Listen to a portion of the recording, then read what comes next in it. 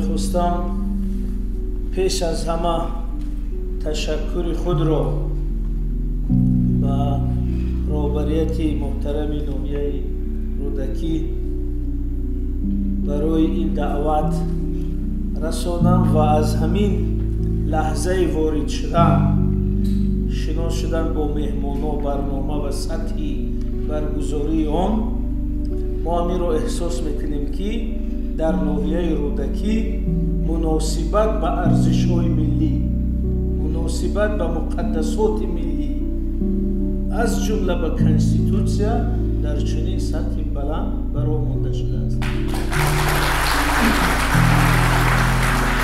و این مناسبت ما با همین ارزش‌ها، مناسبت هر راهبر به این ارزش‌ها، مناسبت او را و سیاست دولتی و دولتداری ملی افاده میکند.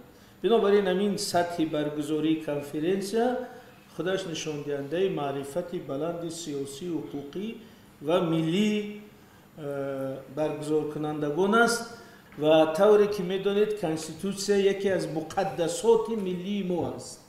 در سیاست، در حقوق وقتی ما میگیم مقدس یعنی نهایت مهم، دارای اهمیت حیاتی بسیار گرامی، یعنی یک ارزش محوری حیاتی بسیار مهمی که اون رمزی تمام دولت و هستی ملی ماست و اسناد آوردن به احترامی کردن نسبت اونا ممکن نیست.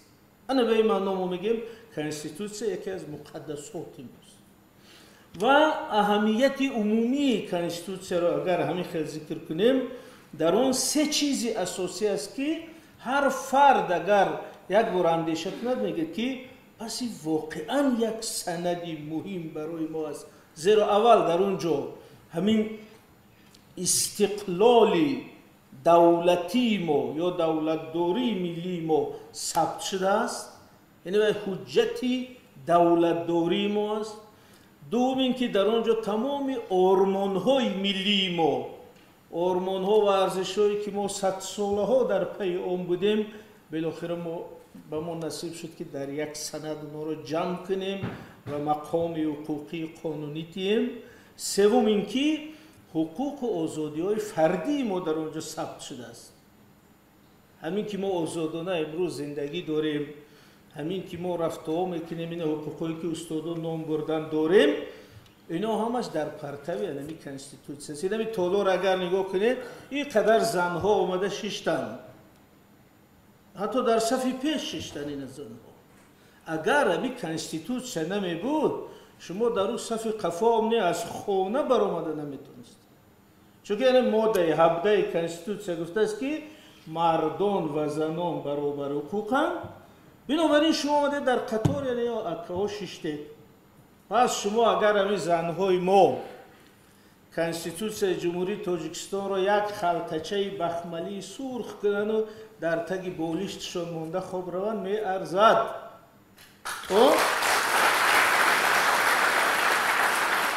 زیرا که محض همین سبب شد که شما در تالارها، در مکتبها، در کارخانه‌ها، در بیرون کوچه ها، خیابان‌ها، پارک‌ها گشتید.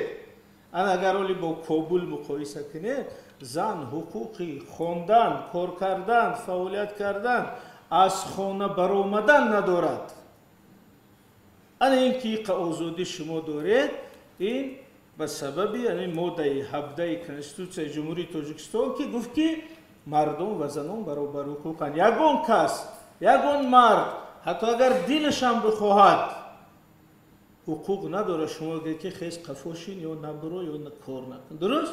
چون که کنستیتوسیا شما را حمایت کرده است. بنابراین در این قانون هم بنیاد دولتداری ما، هم آرمان‌های ملی ما، هم حقوق‌های شخصی ما افاده یافته است. از این رو ما میگیم یک سند بسیار مقدس مهم.